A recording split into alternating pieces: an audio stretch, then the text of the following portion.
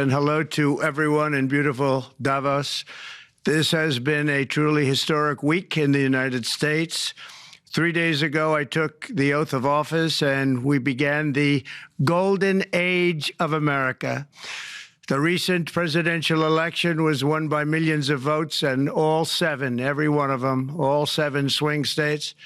It was a massive mandate from the American people like hasn't been seen in many years. And some of the political pundits, even some of my so-called enemies, said it was the most consequential election victory in 129 years. That's quite nice. What the world has witnessed in the past 72 hours is nothing less than a revolution of common sense. Our country will soon be stronger, wealthier, and more united than ever before, and the entire planet will be more peaceful and prosperous as a result of this incredible momentum and what we're doing and going to do. My administration is acting with unprecedented speed to fix the disasters we've inherited from a totally inept group of people and to solve every single crisis facing our country. This begins with confronting the economic chaos caused by the failed policies of the last administration. Over the past 4 years, our government racked up $8 trillion in wasteful deficit spending and inflicted nation-wrecking energy restrictions, crippling regulations, and hidden taxes like never before. The result is the worst inflation crisis in modern history and sky-high interest rates for our citizens and even throughout the world. Food prices and the price of almost every other thing known to mankind went through the roof. President Biden totally lost control of what was going on in our country, but in particular with our high inflation economy and at our border. Because of these ruinous policies, total government spending this year is $1.5 trillion higher than was projected to occur when I left office just 4 years ago. Likewise, the cost of servicing the debt is more than 230% higher than was projected in 2020. The inflation rate we are inheriting remains 50% higher than the historic target. It was the highest inflation probably in the history of our country. That's why from the moment I took office, I've taken rapid action to reverse each and every one of these radical left policies that created this calamity, in particular with immigration, crime, and inflation. On day one, I signed an executive order directing every member of my cabinet to marshal all powers at their disposal to defeat inflation and reduce the cost of daily life. I imposed a federal hiring freeze, a federal regulation freeze, a foreign aid freeze, and I created the new Department of Government Efficiency. I terminated the ridiculous and incredibly wasteful Green New Deal. I call it the Green New Scam, withdrew from the one-sided Paris Climate Accord, and ended the insane and costly electric vehicle mandate. We're going to let people buy the car they want to buy. I declared a national energy emergency, and that's so important, national energy emergency to unlock the liquid gold under our feet and pave the way for rapid approvals of new energy infrastructure. The United States has the largest amount of oil and gas of any country on earth, and we're going to use it. Not only will this reduce the cost of virtually all goods and services, it'll make the United States a manufacturing superpower and the world capital of artificial intelligence and crypto. My administration has also begun the largest deregulation campaign in history, far exceeding even the record-setting efforts of my last term. In total, the Biden administration imposed $50,000 in additional regulatory costs on the average American household over the last 4 years. I have promised to eliminate 10 old regulations for every new regulation, which will soon put many thousands of dollars back in the pockets of American families. To further unleash our economy, our majorities in the House and Senate, which we also took along with the presidency, are going to pass the largest tax cut in American history, including massive tax cuts for workers and family, and big tax cuts for domestic producers and manufacturers. And we're working with the Democrats on getting an extension of the original Trump tax cuts, as you probably know by just reading any paper. My message to every business in the world is very simple. Come make your product in America, and we will give you among the lowest taxes of any nation on earth. We're bringing them down very substantially, even from the original Trump tax cuts. But if you don't make your product in America, which is your prerogative, then very simply you will have to pay a tariff, differing amounts, but a tariff which will direct hundreds of billions of dollars and even trillions of dollars into our treasury to strengthen our economy and pay down debt. Under the Trump administration, there will be no better place on earth to create jobs, build factories, or grow a company than right here in the good old USA. Already Americans' economic, you can see this, I think, maybe even in your wonderful, wonderful room that you're all gathered together, so many of my friends, but Americans, the economic confidence is soaring like we haven't seen in many, many decades, maybe not at all. Upon my election, it was just announced that small business optimism skyrocketed by 41 points in a single month. That's the highest ever. There's never been anything like that. SoftBank has announced between a $100 and $200 billion investment in the U.S. economy because of the election result. And just 2 days ago, Oracle, SoftBank, and OpenAI announced a $500 billion investment in AI infrastructure. Other companies likewise have announced billions and billions and billions, adding up to trillions of investment in America, in the United States. And it's also reported today in the papers that Saudi Arabia will be investing at least $600 billion in America. But I'll be asking the Crown Prince, who's a fantastic guy, to round it out to around $1 trillion. I think they'll do that because we've been very good to them. And I'm also going to ask Saudi Arabia and OPEC to bring down the cost of oil. You got to bring it down, which, frankly, I'm surprised they didn't do before the election. That didn't show a lot of love by them not doing it. I was a little surprised by that. If the price came down, the Russia-Ukraine war would end immediately. Right now, the price is high enough that that war will continue. You got to bring down the oil price. You got to end that war.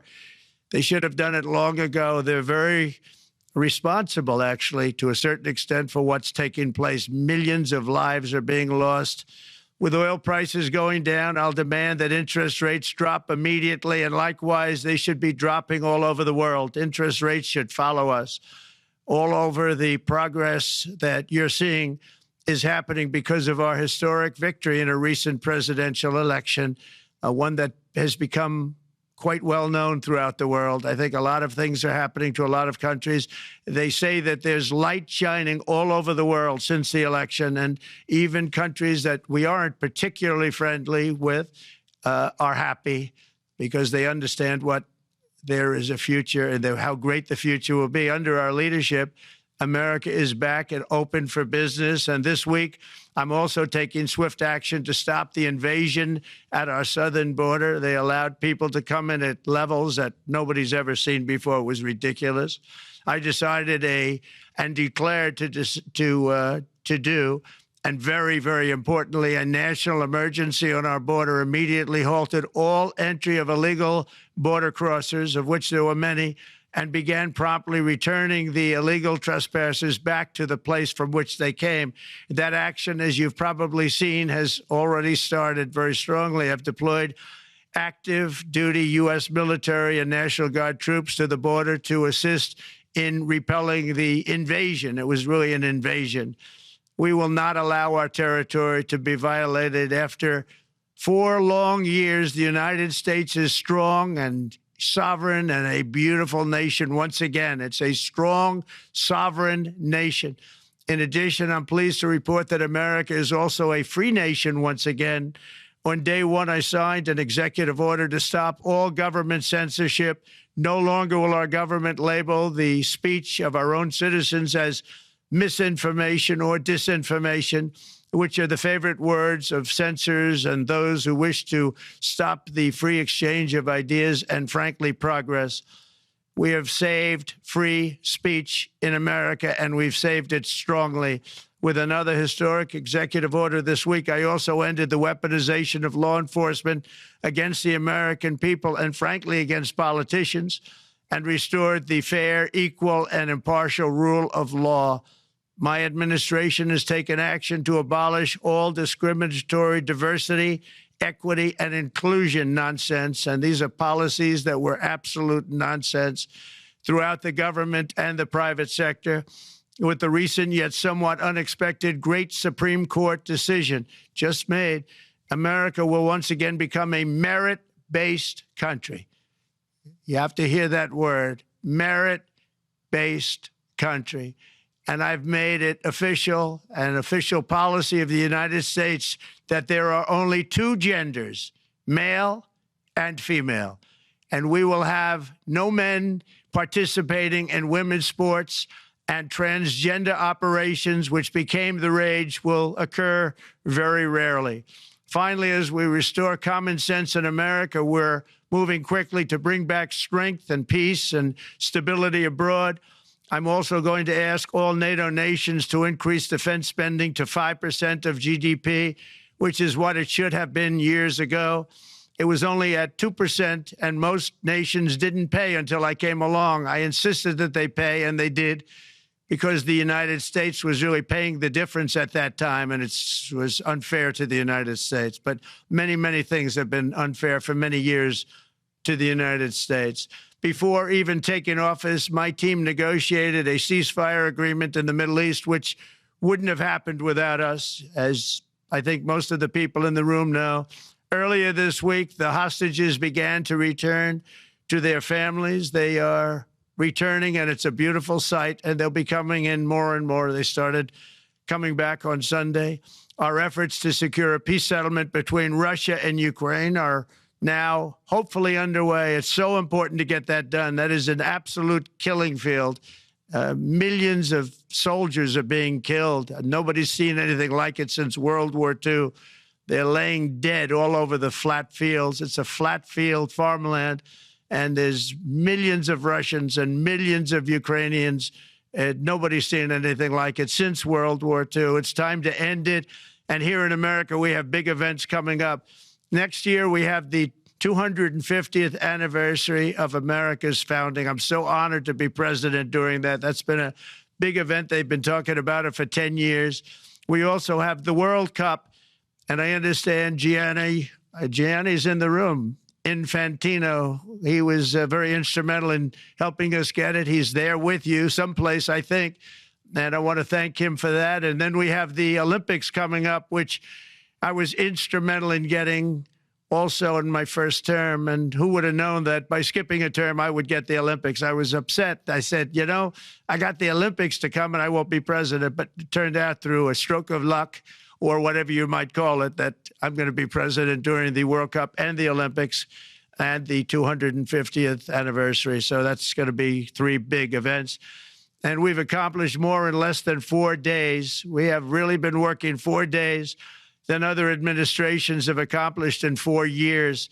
And we're just getting started. It's really an amazing thing to see. And the spirit and the light over our country has been incredible. Under the last administration, our nation has suffered greatly, but we're going to bring it back and make it greater, bigger, stronger, better than ever before. I want to thank everybody for being with you. I would have been there myself, except the inauguration was 2 days ago. I thought it might be a little bit quick to make it the first stop, but we'll get there one day. We hope to get there. But I do appreciate, I heard the audience is fantastic, and many of my friends are in the audience, and I will be taking questions now from some very distinguished people. Thank you all very much.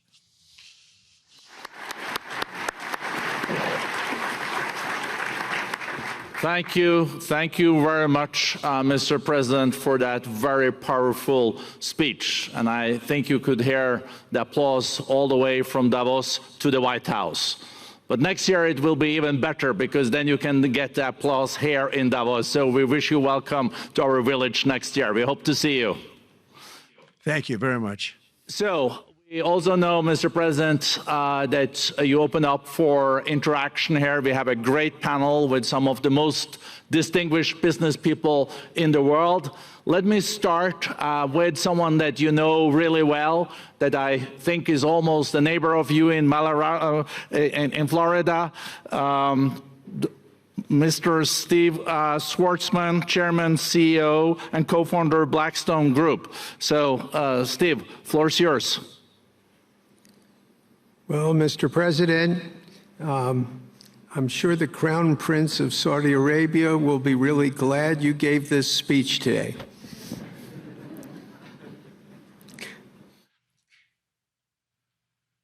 You've had the busiest 4 days that anybody can imagine, and congratulations for that. My question is about some of the things I've observed here at Davos. It's a terrific forum. I've met lots of people, as usual. I think I've been here 30 years. And a lot of the European business people have expressed enormous frustration with the regulatory regime in the EU, and they attribute slower growth rates here because of numerous factors, but especially because of regulations. And you've taken a completely different approach in this area. And if you could explain the theory of what you're doing, how you're going to do it, and what you expect the outcome to be, I'd appreciate it. Well, thank you very much, and congratulations, Steve. You're a friend of mine, but on a great career. You have had an amazing career, and it continues. I just want to congratulate you. Very inspirational to a lot of people.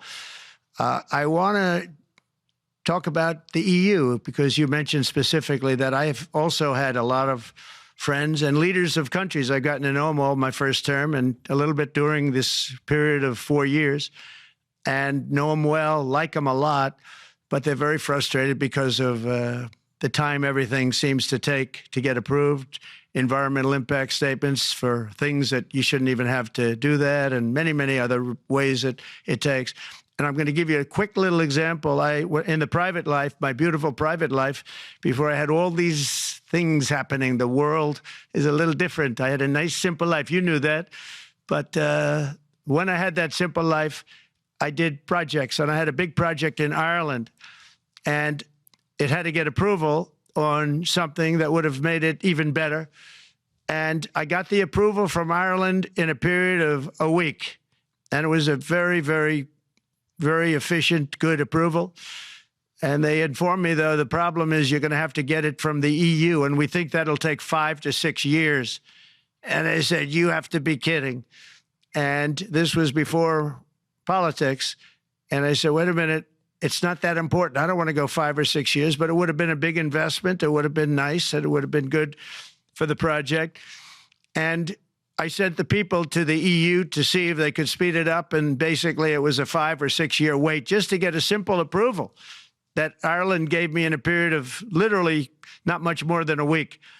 And I realized right then, that was the first time I really was involved with the EU, but I realized right then that's a problem, and I didn't even bother applying to do it. Or if I did, I pulled it very quickly. I have to be very accurate because I don't want to be criticized. He did apply, actually. No, I want to be very accurate. So I don't think I did, but if I did, I pulled it very quickly. It was just something you couldn't wait 5 years or 6 years to get an approval. So a lot of, in a very big business sense, a lot of people are claiming that's the problem. From the standpoint of America, the EU treats us very, very unfairly, very badly. They have a large tax that we know about, and a VAT tax, and it's a very substantial one.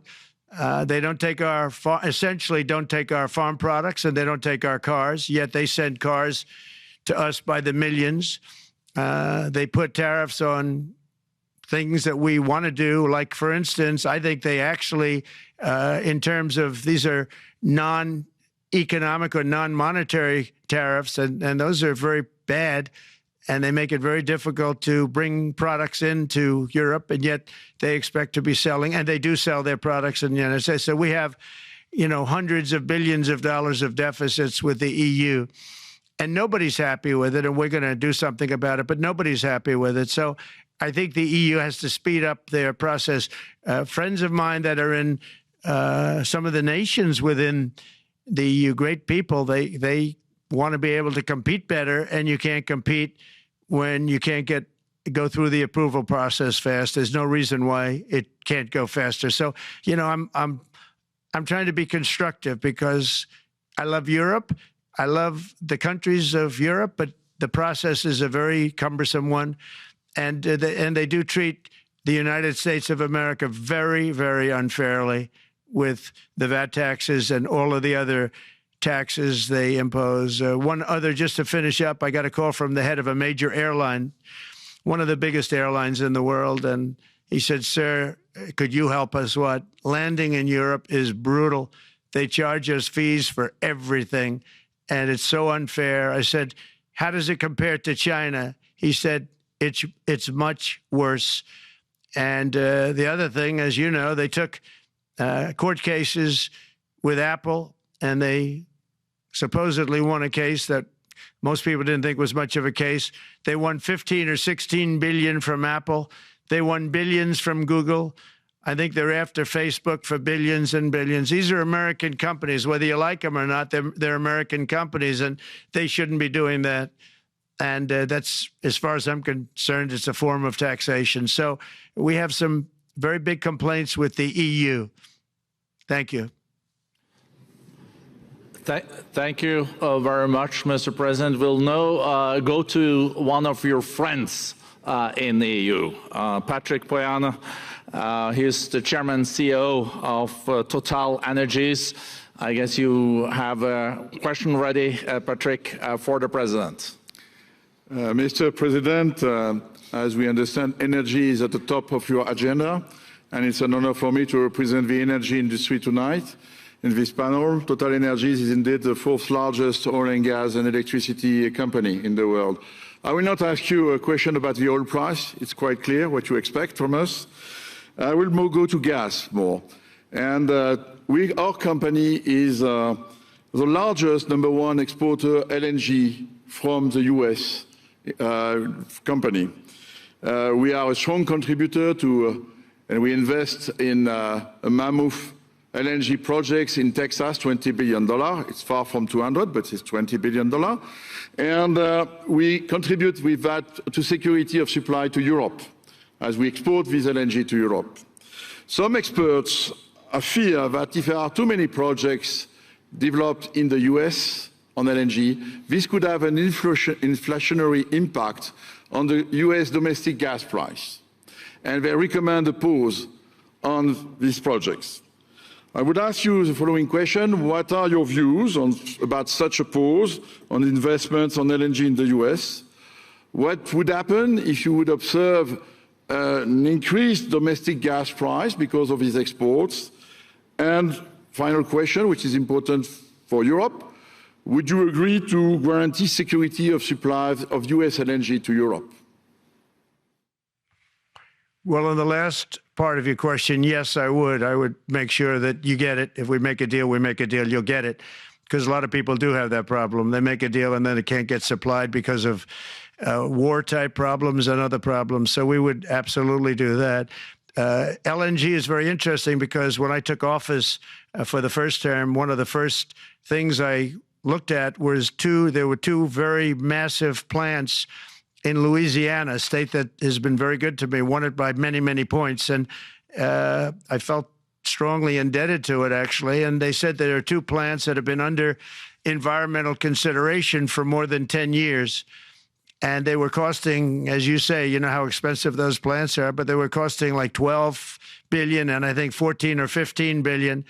But they couldn't get their permits. They were in review for years, many, many years, like a decade or more. And I said, so ridiculous. I know so much about that because in the construction industry, I had to go through it too, but I got good at it after a while.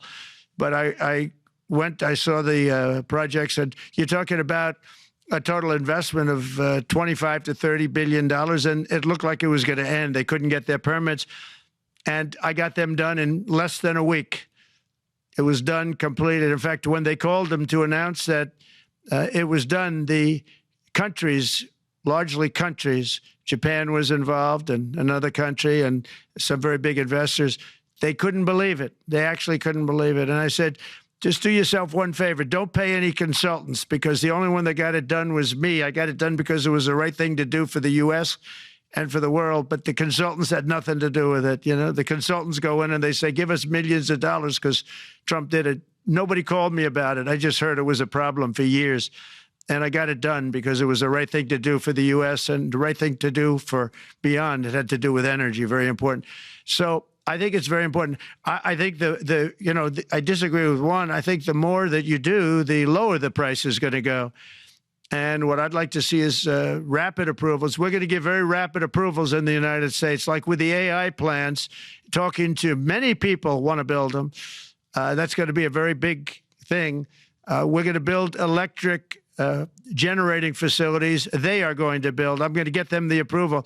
Under emergency declaration, I can get the approvals done myself without having to go through years of waiting. And the big problem is we need double the energy we currently have in the United States. Can you imagine?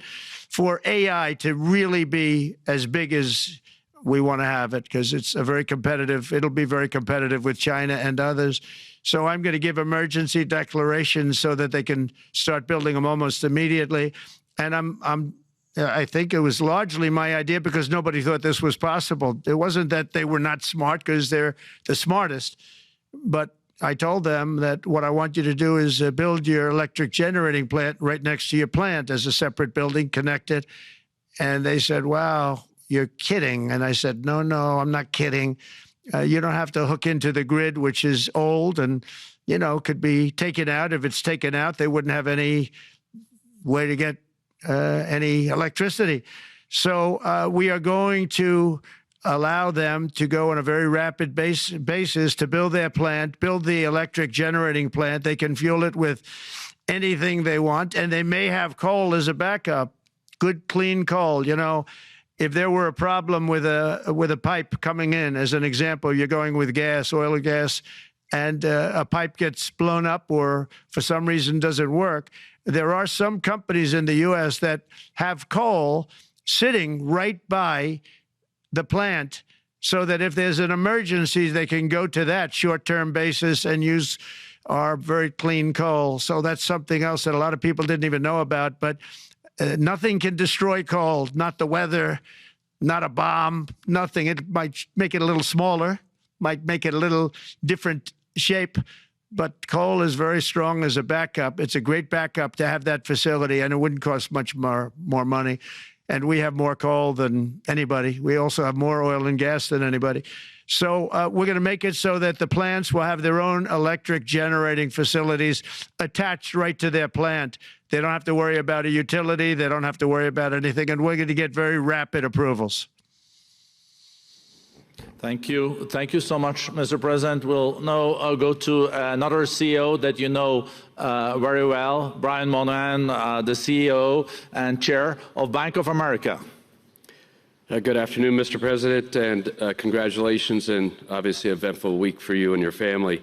If you remember 5 years ago, you came here and we walked among 150 CEOs from all over the world, and you engaged with them about your policies and your procedures.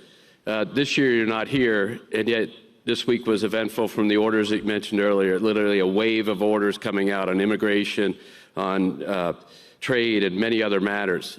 And so, as a representative of the United States here, we got a lot of questions about what does all this mean and how would the president square this with his clear focus on growth, prosperity, market growth, stock market growth, a good bond market, and bringing down prices. So how do you think about the impact of all these orders and how fast they come out, and how you're going to balance them with that scorecard of being successful in both continuing GDP growth, bringing down inflation, and also having a good stock price appreciation for the American citizen? Well, I think it's going to actually bring down inflation. It's going to bring up jobs. We're going to have a lot of jobs. We're going to have a lot of companies moving in. Brian, we're at 21%. It was at 40%, and I got it down to 21%, the corporate tax. And it was actually, if you look at state and city, it was in many cases much higher than 40%. I got it down to 21%. And now we're going to bring it down from 21 to 15% if, there's a big if you make your product in the U.S. So we're going to have the lowest, just about the lowest rate. It'll be, the 21 is on the low side worldwide. The 15 is about as low as it gets, and by far the lowest of a large country, a large, rich, powerful country, by far, not even a contest. So we're going to bring it down to 15% if you make your product in the USA. So that's going to create a tremendous buzz. We're also probably going back to the one-year deduction where we deduct, we did that originally, and that was amazing what the impact that had, the one-year deduction, which built up over a period of time, and then it expires. But we're going to go back to that when we do the renewal of the Trump tax plan. We have to get Democrats to approve it. But, if the Democrats didn't approve it, I don't know how they can survive with about a 45% tax increase, because that's what it would be. And so I think they're going to be. We've been working along with them pretty well. I think it's very hard for a political group to say, let's charge people 45% more. So I think we're in good shape. But we're actually doing a reduction for business and small businesses where you're going to bring it down to 15%, which is really something. And by the way, speaking of you, and you've done a fantastic job, but I hope you start opening your bank to conservatives, because many conservatives complain that the banks are not allowing them to do business within the bank, and that included a place called Bank of America. They don't take conservative business. And I don't know if the regulators mandated that because of Biden or what, but you and Jamie and everybody, I hope you're going to open your banks to conservatives, because what you're doing is wrong. Mr. President, I'll say that your friend Gianni said hello, told me to tell you hello, and we look forward to sponsoring the World Cup when it comes, both this summer for the club and next year. So thank you for getting that for the United States. Thank you very much, Brian. Thank you, Mr. President. We'll now go to Anna Butin. She's the executive chairman of Banco Santander, one of the big European banks, and also in the U.S. So, Anna. Mr. President, congratulations on a historic victory. I believe you don't know me as well as my fellow panelists, so a few words. Santander is one of the largest banks in the world by number of customers, 170 million. That's more than my friend Brian or my friend Jamie have. And those... They fixed the regulation. That's coming, that's coming. That was cheeky. We're a big investor in the United States. We have many million customers, 12,000 employees. We're one of the largest auto lenders. And we recently launched a fully digital bank called Open Bank. We strongly believe banks have a pivotal role in the economy, and we can accelerate growth and help many more customers. That's what we're doing in the United States. So, as Brian pointed out, we very much welcome your focus on deregulation and reducing bureaucracy. So my question is, what are your priorities in this regard, and how fast is this going to happen? Thank you very much. I think it's going to, thank you and congratulations. I know very much about your bank, and you've done a fantastic job. Congratulations. We are going to move very quickly. We've moved very quickly. We've done things in the last 3 days that nobody thought were possible to do in years. And it's all taking effect. It's going to have a huge impact on the economy, a huge positive impact. Money was being wasted on crazy things. I mean, the Green New Deal was such a total disgrace, how that was perpetrated. And it was conceived of by people that were average students, less than average students, I might add, and never even took a course in energy or the environment. It was just a game. Remember, the world was going to end in 12 years? Remember that? Well, the 12 years has come and gone. It was going to end. It was going to all foam into earth. But, the time has come. These people, and they really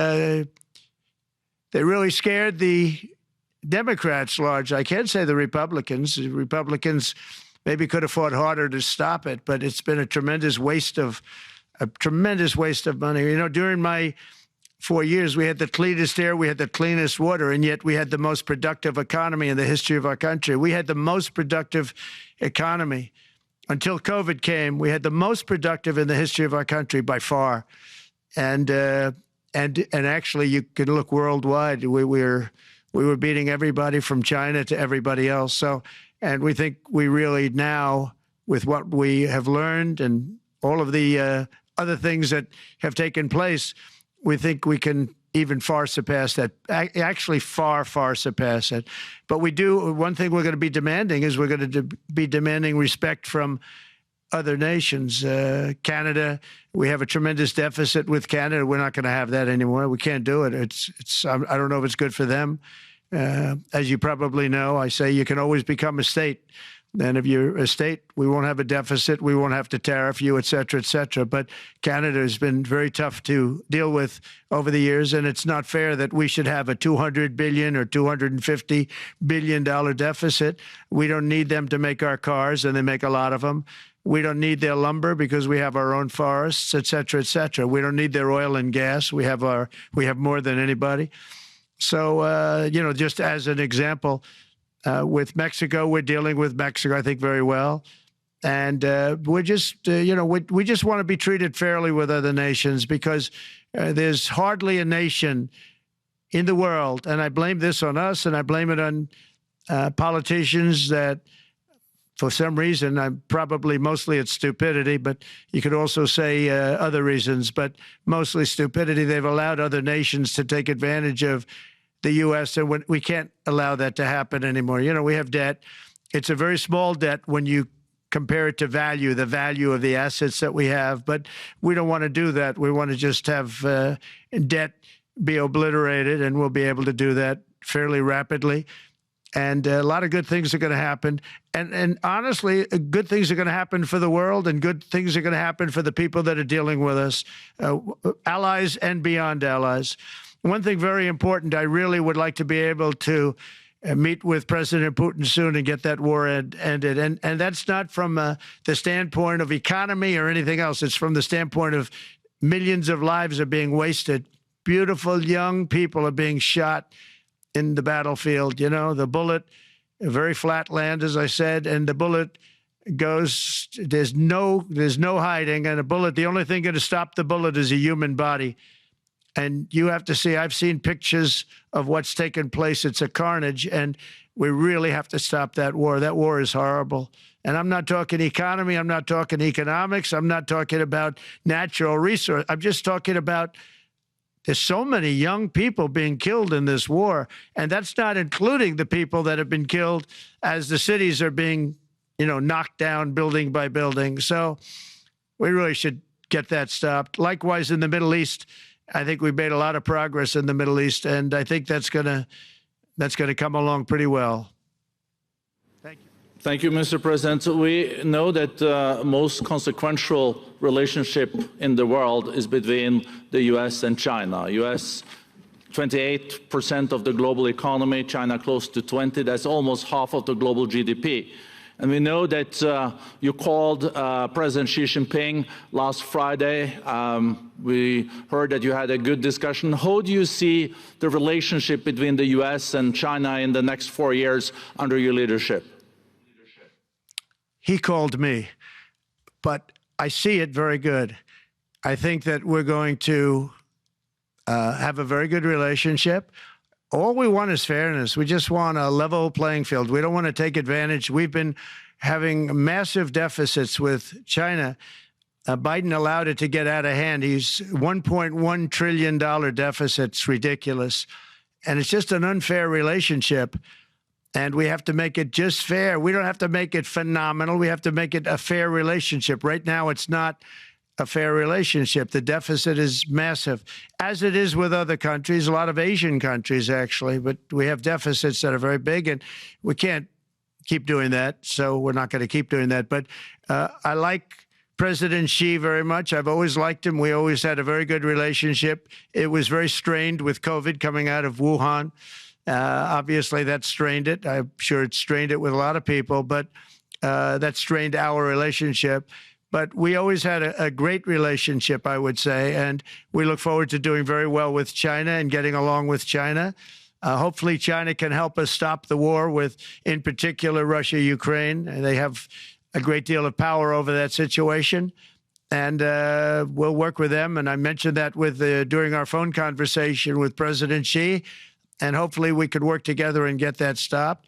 We'd like to see denuclearization. In fact, with President Putin, prior to an election result, which was frankly ridiculous, we were talking about denuclearization of our two countries, and China would have come along. China has a much smaller right now nuclear armament than us, or field than us, but they're going to be catching it at some point over the next 4 or 5 years.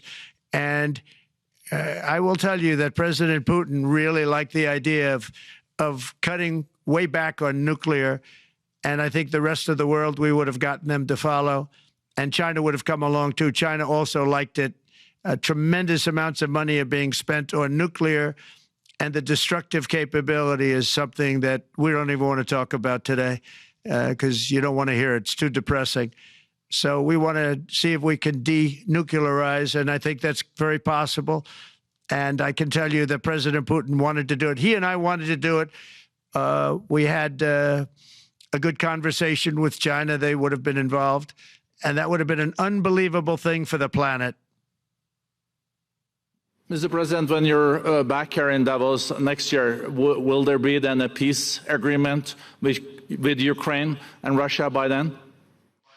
Well, you're going to have to ask Russia. Ukraine is ready to make a deal. Just so you understand, this is a war that should have never started. If I were president, it would never have started. This is a war that should have never, ever been started. And it wasn't started during there was never even talk about it. I knew that it was the apple of President Putin's eye, but I also knew that there was no way he was going in, and he wasn't going to go in. And then when I was out, bad things happened, bad things were said, a lot of stupidity all around, and you end up with what you have. Now you have all these bombed out cities. They look like demolition sites with many people killed. I think the thing that you'll see about Ukraine is that far more people have died than is being reported. And I've seen that. But far, far more people have died. When you look at a city that's become a demolition site where big buildings have been collapsed by missiles hitting them and everything else, and they say one person was slightly injured. No, many people were killed. Those are big buildings. I was surprised at how that was my business. These are buildings that go 2 and 3 blocks long. They're 20 stories high.